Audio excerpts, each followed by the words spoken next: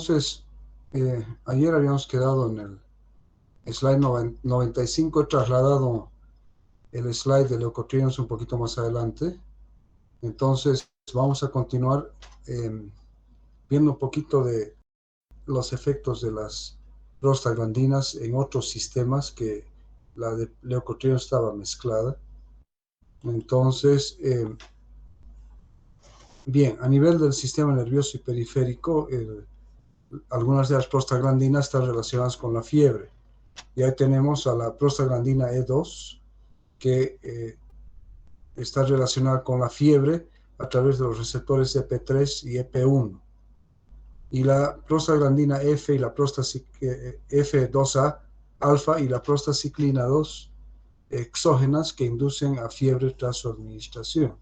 Entonces, fíjense que estas dos prostaglandinas y una prostaciclina, la E2 y la F2 alfa y la prostaciclina de tipo 2, inducen a la fiebre y por lo tanto están todas ellas relacionadas con la fiebre a nivel del sistema nervioso central y periférico.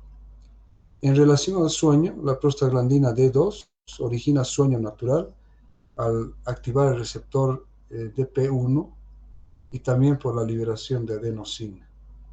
En cambio, la prostaglandina E2, que habíamos visto que estaba muy relacionada en otros aspectos, por ejemplo, habíamos visto su relación con la citoprotección de la mucosa gástrica a través de la secreción de moco y bicarbonato, origina estado de vigilia, ¿no?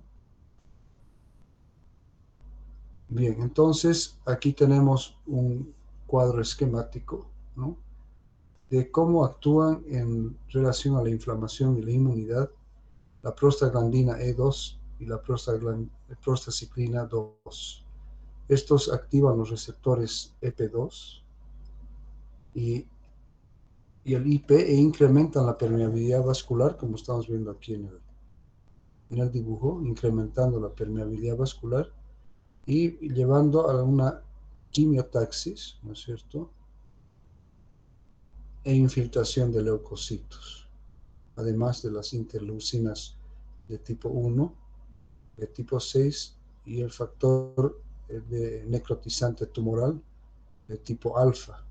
Además, relacionados también con las quimosinas y las prostaglandinas y los leukotrienos, que van a ir a incrementar la permeabilidad vascular y van a llevar entonces a todos estos fenómenos que están relacionados con el cuadro inflamatorio y también con la inmunidad, ¿no es cierto?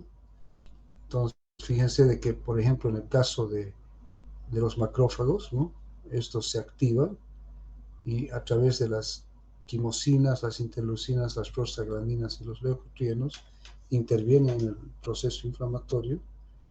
Y en la parte de arriba vemos el cuadro inflamatorio agudo o infeccioso agudo causado por las bacterias, ¿no es cierto?, que están relacionadas con el daño tisular, que llevan a la activación del complemento de tipo 3A y 5A, y que también se relaciona con el proceso inflamatorio agudo, con la liberación de histamina, que va a producir vasodilatación, y también las prostaglandinas proinflamatorias y los leukotrienos, ¿no?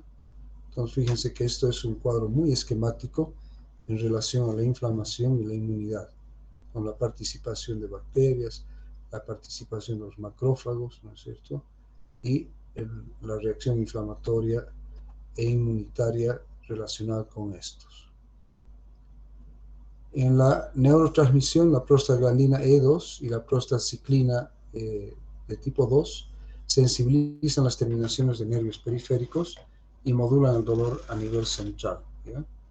Las prostaglandinas E2, la prostaglandina D2, la prostaciclina 2 y la prostaglandina F2 alfa contribuyen a la sensibilización central, incrementan la excitabilidad de las neuronas del asta dorsal. Entonces, intervienen no solamente en la neurotransmisión, sino que también en la modulación del dolor y también en la sensibilización y la excitabilidad de las neuronas del asta dorsal. Bien, efectos de los leucotrienos, y este era el slide que estaba mezclado con nosotros, ¿no? Hemos dicho que los leucotrienos son básicamente productos de la vía de la lipoxigenasa, ¿no es cierto? Volvemos nuevamente a la célula con la membrana celular. La lesión de esta va a llevar a la actividad de la fosfolipasa A2, y a través de estos fosfolípidos se va a originar el ácido araquidónico, que hemos dicho que sigue dos vías, ¿no es cierto? Por un lado la vía de las lipoxigenasas y por otro la vía de las ciclooxigenasas. La vía de las lipoxigenasas va a dar lugar a la formación de los leucotrienos, y la vía de las ciclooxigenasas a las prostaglandinas, prostaciclinas y el tromboxano. Bien, entonces, como habíamos dicho que están íntimamente relacionadas con el proceso agudo en relación a la inflamación, el leucotrieno de tipo B4, por su efecto en el receptor BLT1, es quimiotáxico y promueve la inflamación. Por eso insistimos, estos leucotrienos y el leucotrieno B4, en este caso particularmente, es quimiotáxico y promueve la inflamación. A nivel del miocardio y del músculo liso, los leucotrienos de tipo 4 y D4 deprimen el miocardio. Las lipoxinas A y B son vasoconstrictoras coronarias, y los leucotrienos C4 y D4 son broncoconstrictores. Entonces, si ustedes suman estos efectos, ¿no es cierto?, de inflamación a través del leucotrieno B4 y de broncoconstricción a través de los leucotrienos C4 y D4, ¿ya?, que son broncoconstrictores, vamos a ver que estos leucotrienos, el B4, el C4 y el D4, esto es fácil para que no se olviden, ¿no?, porque siguen un orden cronológico de C4, B4 y D4, siguiendo el alfabeto.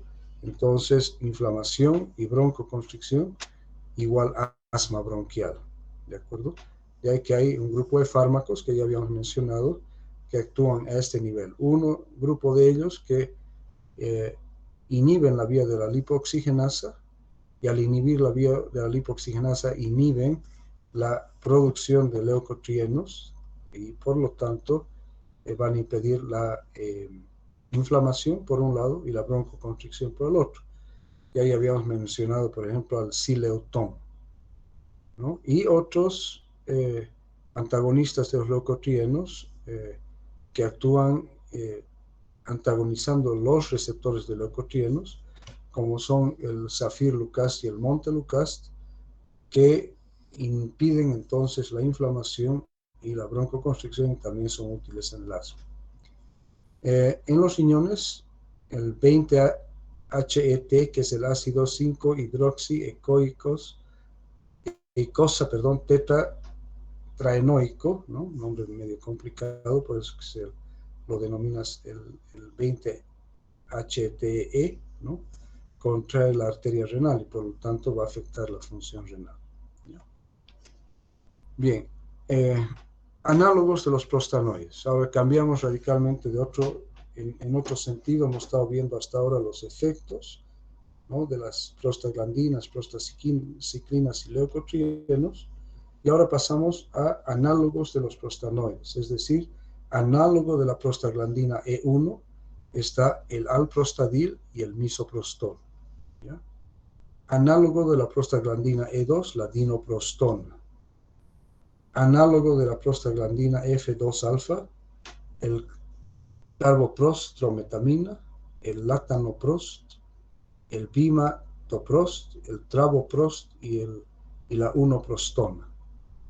Y por último, análogos de la prostaciclina 2, el epoprosteno, el iloprost y el trepostinil. ¿Qué quiere decir? Que todos estos fármacos que estamos mencionando aquí, al ser análogos, van a producir efectos similares, ¿no es cierto?, al efecto que producen estas prostaglandinas y estas prostaciclinas, ¿ya? Entonces, vamos a ver dentro de un ratito cómo ellos cómo ellos tienen importancia desde el punto de vista terapéutico. Entonces, recordando, análogos de la prostaglandina E1, el alprostadil y el misoprostol. Análogos de la prostaglandina E2, la dinoprostona. Análogo de la prostaglandina F2-alfa, el talboprost-prometamina, el latanoprost, el pimatoprost, el travoprost y la unoprostona. Y análogos de la prostaciclina de tipo 2, el epoprosteno, el iloprost y el treprostinil. Bien, usos clínicos de los agonistas de los eicosanoides en obstetricia. La prostaglandina E2 y la prostaglandina F2-alfa producen contracción uterina. Entonces, el análogo de la prostaglandina E2, la dinoprostona que hemos visto acá, la dinoprostona, se utiliza para provocar maduración del cérvix maduro previo a la inducción del trabajo de parto con oxitocina. Habíamos visto que hoy en día la actividad uterina puede ser estimulada, ¿no?, de distintas maneras. Una forma de estimular la actividad uterina es usando oxitocina. Entonces la dinoprostona madura el cérvix, ¿ya?, y se utiliza posteriormente a esta maduración del cérvix para inducir el trabajo de parto. ¿Qué puede producir el uso de dinoprostona? Náuseas, vómitos y diarrea, ya porque estimula la actividad del músculo liso, ¿no es cierto?, también. En reumatología, análogo de la prostaglandina E1, el misoprostol, está indicado como profiláctico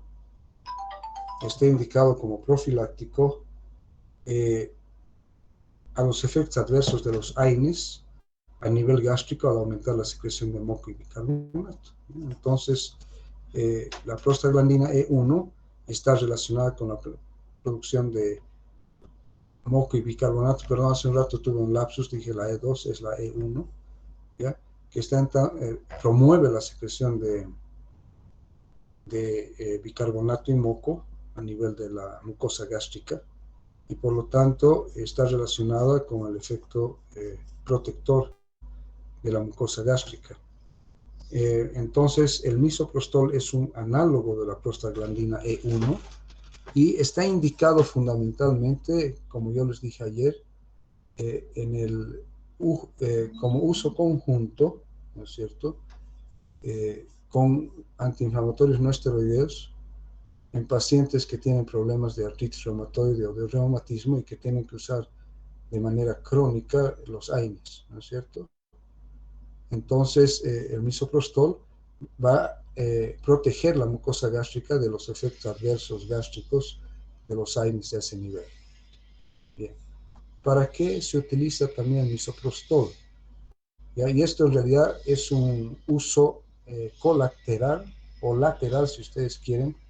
Se utiliza para provocar aborto durante el primer trimestre del embarazo. Y esto da lugar al mal uso de este análogo de la prostaglandina E1, el misoprostol, para provocar un aborto y justificar el aborto en la actividad de ciertos médicos, ¿no es cierto?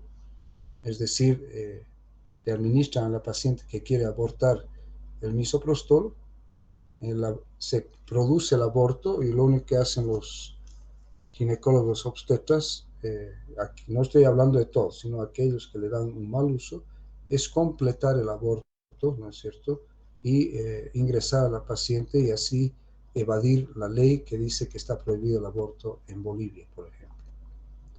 Bien, en pediatría, los análogos de la prostaglandina E1, ¿no?, como hemos dicho, el misoprostol, que es administrado en infusión para mantener la persistencia del conducto arterioso en pacientes con transposición de grandes vasos. Entonces, estos ya son usos de tipo cardiovascular más raros, pero la principal indicación del uso de un análogo de la prostaglandina E1 es como gastroprotector en pacientes pacientes que tienen que usar AINES en forma crónica o indeterminada.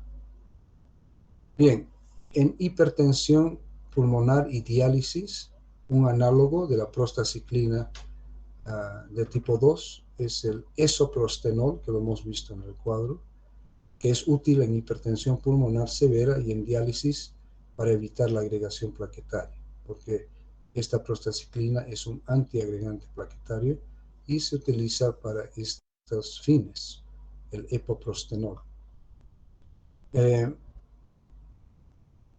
Bien, en urología está repetido aquí, en urología la prostaglandina E1, el alprostadil, que es un análogo de la prostaglandina E1, se utiliza en forma parenteral e intraureteral para la impotencia sexual masculina.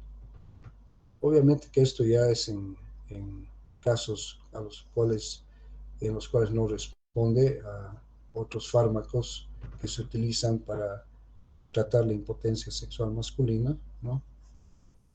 Que ya son conocidos, pero el alprostadil es una alternativa.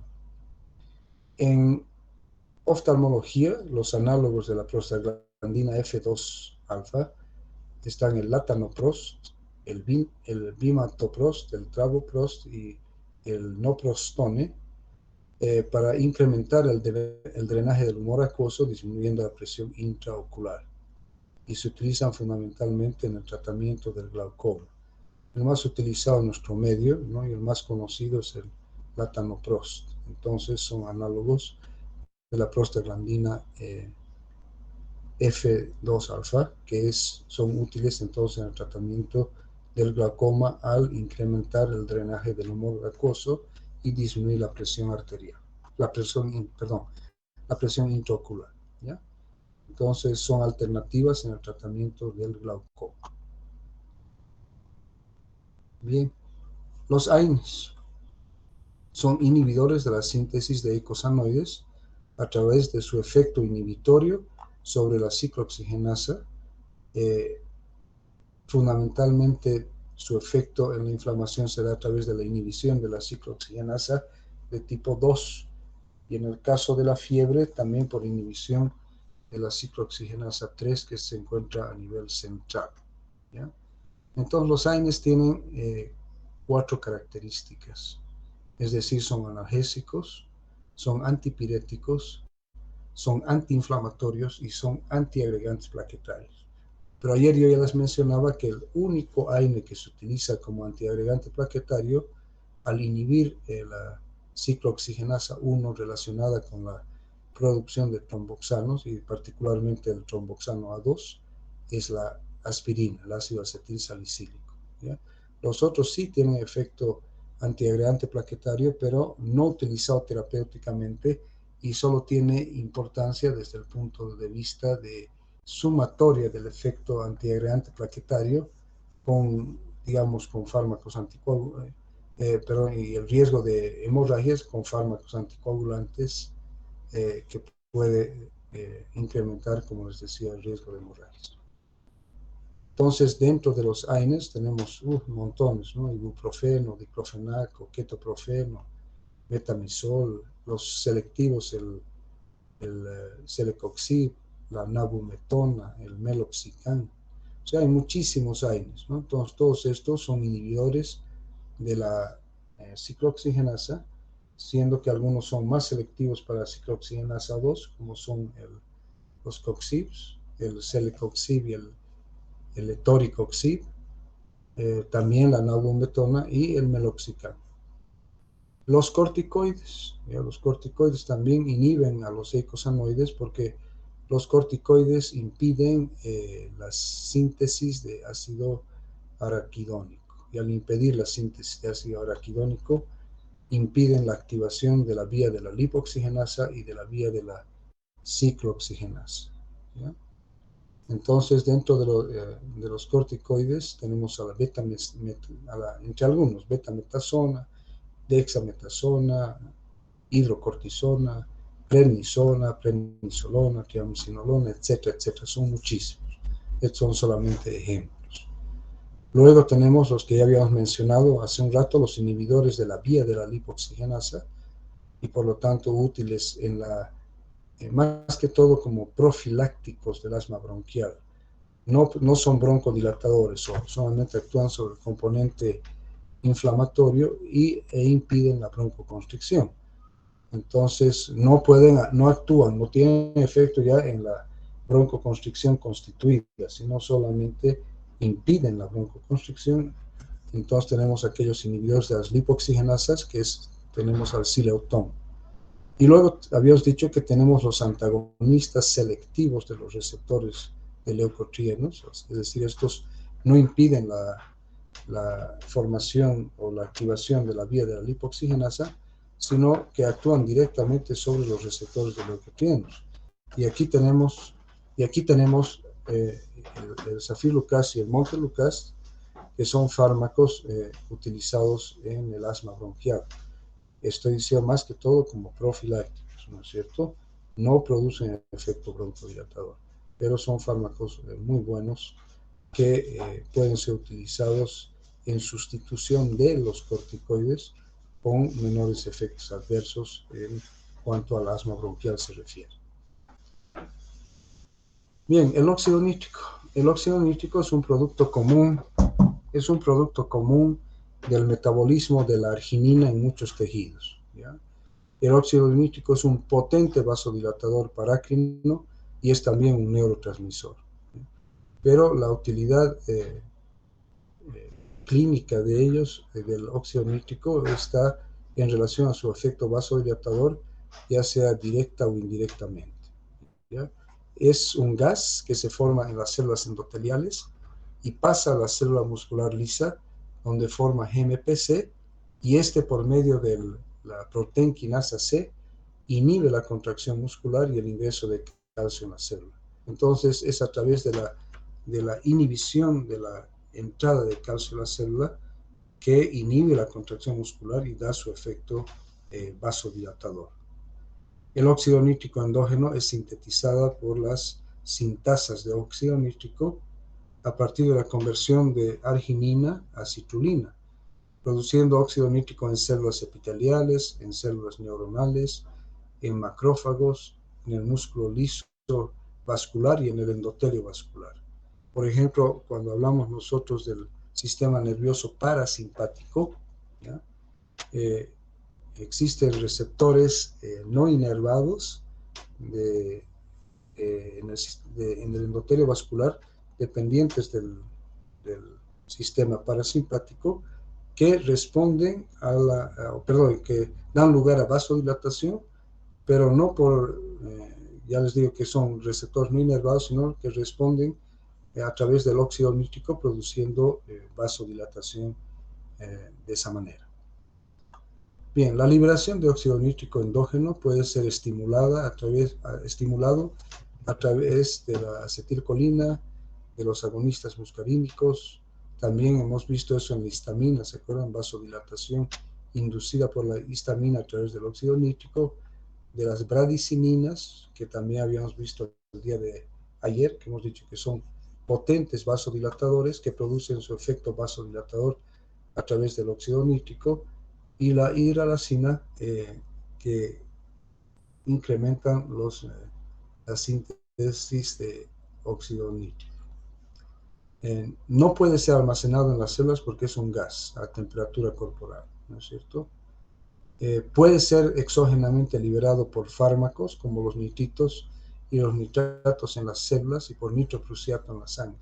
Este grupo de fármacos, es decir, los nitritos y los nitratos, son muy importantes, por ejemplo, en el tratamiento de la angina de pecho crónica estable, pero fundamentalmente en el tratamiento de la angina de pecho inestable, en el infarto agudo de miocardio, que responde muy bien al uso de estos fármacos.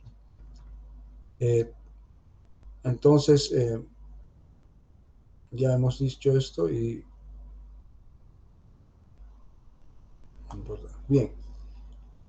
El óxido nítrico modula varias funciones fisiológicas y fisiopatológicas, ¿ya? Entonces, hemos dicho, relaja el músculo liso, es un potente vasodilatador, también es un neurotransmisor, ¿cierto?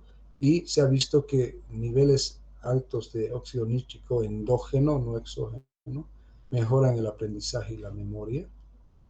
En relación a las funciones cardiovasculares, mejora la función cardiovascular. Eh, en los casos de hipertensión pulmonar, es decir, del circuito menor, cuando este está afectado por, digamos, una fibrosis pulmonar o por alguna condición que lleva a una obstrucción del circuito menor.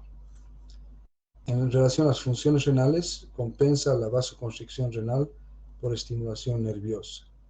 En las funciones cerebrales, promueve la formación de placas ateromatosas. De que, si hablamos así, terapéuticamente hablando, ¿no es cierto? En realidad, aquellos fármacos que inducen la producción de óxido nítrico, ¿no es cierto?, tienen indicaciones precisas. Y en relación a las indicaciones, estas no son por periodos largos de tiempo. Por lo tanto, no va a dar lugar a este problema por el tiempo que se lo utilice. En relación a las funciones pulmonares, ayuda a mantener la homeostasis de la musculatura pulmonar e inhiben reversiblemente el complejo 4 mitocondrial. En las reacciones inflamatorias y dolor aumentan la producción de citoquinas y de sustancia P que están implicados en los mecanismos de hiperalgesia y alodinia. Entonces, hoy en día existe una investigación y desarrollo de fármacos relacionados con el óxido nítrico para tratar procesos inflamatorios. Ya veremos qué nos depara el futuro en relación a estos fármacos, que son fármacos nuevos y que están siendo desarrollados de distinta manera. ¿Ya? Ustedes se preguntarán qué es la alodinia. Es la producción de dolor debido a estímulos que normalmente no son dolorosos, ¿no es cierto? Entonces, el estímulo de alguna cosa que normalmente no va a producir dolor, produce dolor en este tipo de pacientes, ¿no? Es decir, es una hiperalgesia, es decir, dolor a estímulos que normalmente no producen dolor. Esa es la alodinia. Y por último, modula la citotoxicidad celular de tipo inmune. ¿Ya? Bien, ¿cuáles son los mecanismos de los efectos del óxido nítrico? Activación que ya habíamos visto esto, activación de la guanilil ciclasa y de la síntesis de guanosina monofosfato cíclico, el GMPC. ¿Ya? Entonces, síntesis de GMPC. Este GMPC facilita la desfosforilación e inactivación de las cadenas livianas de miosina. Esta desfosforilación y la inactivación de las cadenas de miosina va a producir relajación del músculo liso vascular y no vascular. Por lo tanto, el efecto del óxido nítrico no es solamente a nivel de la musculatura lisa vascular, sino también a nivel de las distintas musculaturas lisas de tipo no vascular. Disminuye la adhesión celular, lo que afecta a la agregación plaquetaria y la adhesión al endotelio vascular. Esto, asociado a la vasodilatación que produce, va a mejorar el flujo sanguíneo. La lesión celular produce síntesis de óxido nítrico que facilita la inflamación directamente a través de la estimulación de la síntesis de prostaglandinas. ¿Ya? Entonces, si ustedes dicen la lesión tisular produce síntesis de óxido nítrico que facilita la inflamación directamente a través de la estimulación de la síntesis de prostaglandinas, verán que existe un campo grande aquí, ¿no?, de inhibidores de la síntesis de óxido nítrico con efecto antiinflamatorio. Bien.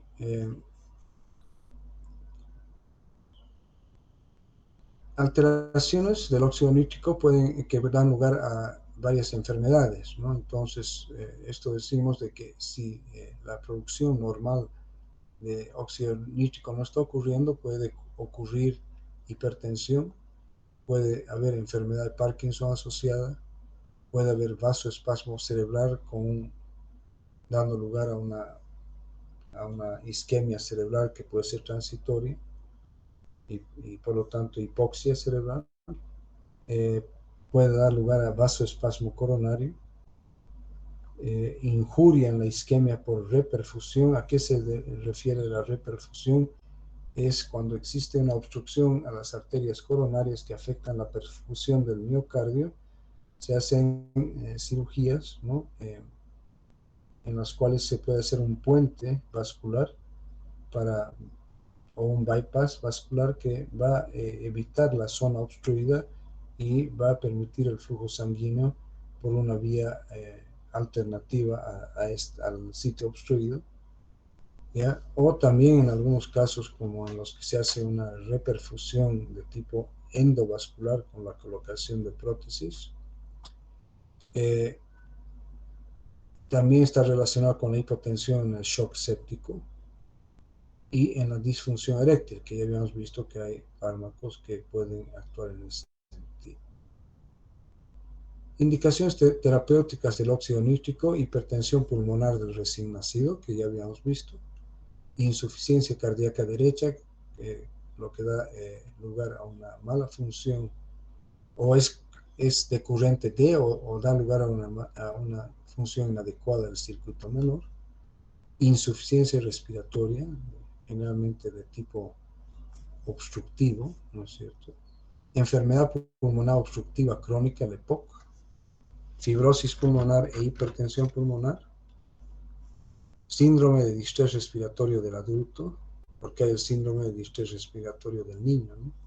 Esto es del adulto, en los trasplantes de pulmón y como uso postquirúrgico del corazón en malformaciones cardíacas en el recién nacido después de la circulación extracorpórea, ¿no? Lo que se quiere es de que se permita una adecuada perfusión tisular.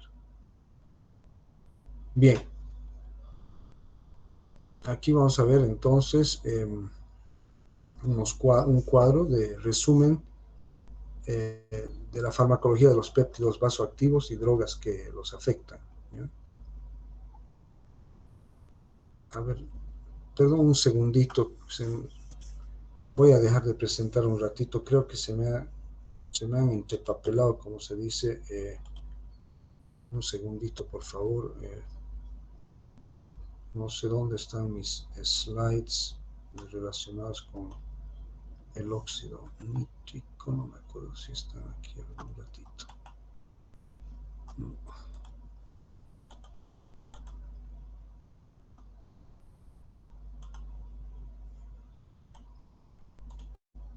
No.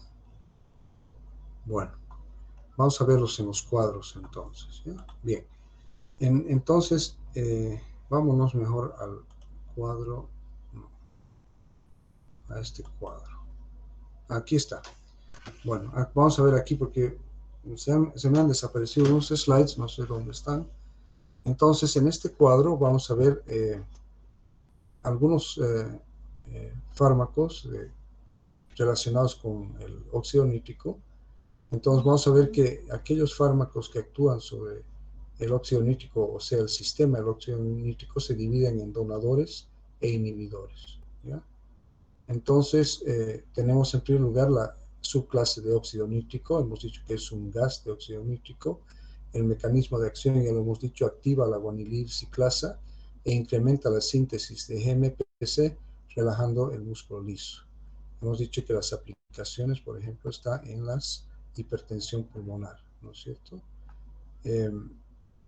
¿Cómo se administra este gas en el caso de la hipertensión pulmonar? Es por vía inhalatoria, por administración continua, ¿no? Es decir, cánulas que se colocan en la nariz y el paciente va respirando o inhalando continuamente. ¿Cuáles son los efectos adversos del uso del gas de óxido nítrico en forma terapéutica? Son por vasodilatación, ¿no? Hipotensión, pueden producir metahemoglobinemia, irritación pulmonar por conversión a dióxido de nitrógeno. Entonces, esos son los principales, y aquí estamos viendo que a veces en los casos de hipertensión pulmonar la administración es continua. Entonces, sí se puede presentar se pueden presentar reacciones adversas como es la hipotensión, la metahemoglobinemia y la irritación pulmonar. Bien, luego tenemos a la sintasa de óxido nítrico. Aquí tenemos a la acetilcolina y la histamina. Esto va a producir un incremento del IP3 que va a llevar a no solamente al IP3 sino al diacilglicerol, que incrementa el calcio intracelular y activa la sintasa de óxido nítrico relajando el músculo liso. ¿Ya? Aplicaciones terapéuticas ninguna, y la vía de administración sería también inhalatoria. Luego tenemos los donadores de óxido nítrico, donde están exógenos, ¿no? Donadores de óxido nítrico exógeno, están la nitroglicerina, los nitratos, el nitroprusiato, ¿no? Producen liberación de óxido nítrico en el músculo liso, los nitratos, o en la sangre cuando se utiliza el nitroprusiato. E incrementan la síntesis de GMPC, lo que lleva a una relajación del músculo liso y por lo tanto una vasodilatación muy importante, porque no solamente se produce una relajación del músculo liso arterial y arteriolar, sino que también se produce una relajación y tal vez más importante a nivel del músculo liso venoso. ¿Ya? Entonces lo que hace es secuestrar, entre comillas, sangre en las venas, ¿no? En el sistema venoso, lo que hace de que el retorno venoso hacia la aurícula derecha sea menor, y con esto decimos que la precarga es menor, y al ser la precarga menor, entonces facilita la circulación sanguínea y también disminuye la necesidad de oxígeno.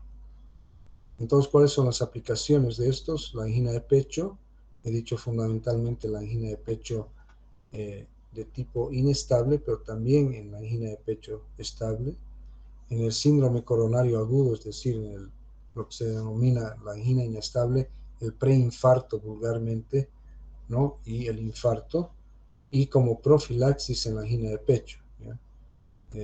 Entonces, el paciente con angina de pecho va a tener un desequilibrio entre la provisión de oxígeno al miocardio y las necesidades de oxígeno al miocardio. Entonces, estos donadores de oxígeno exógeno, perdón, de óxido nítrico exógeno, son muy importantes. ¿Cuáles son las vías de administración? Sublingual, por vía oral y también parche transdérmico, y en el caso de la nitroglicerina se puede utilizar por vía endovenosa. ¿Cuáles son los efectos? Como hemos dicho que secuestra gran cantidad de sangre a nivel del sistema venoso, ya puede dar lugar a hipotensión, y esto va a producir una taquicardia refleja, ¿no es cierto? También por la vasodilatación que produce a nivel de las arterias cerebrales, puede dar lugar a una cefalea pulsátil, y está contraindicada su administración conjunta, es decir, la administración conjunta de donadores de óxido nítrico como la nitroglicerina, nitratos, nitroprusiato, en conjunto con el sildenafil, ¿no? Todos ustedes saben que el sildenafil es un fármaco utilizado en la disfunción eréctil, fundamentalmente de tipo masculino, ¿ya? Y que produce una vasodilatación importante a nivel del pene, facilitando el ingreso de sangre y la erección, ¿no? Entonces está contraindicado el uso de sildenafil con nitroglicerina o nitratos o nitroprusiato, ¿ya? Porque puede provocar un infarto de miocardio y la muerte del paciente que utilice esto en conjunto. Bien, entonces con esto habríamos concluido el temario, ¿no? Que me tocaba a mí. No sé si ustedes tienen alguna pregunta que quieran hacerme, o está todo claro. ¿Hay alguna pregunta? ¿O ha quedado todo claro? ¿Qué me dice?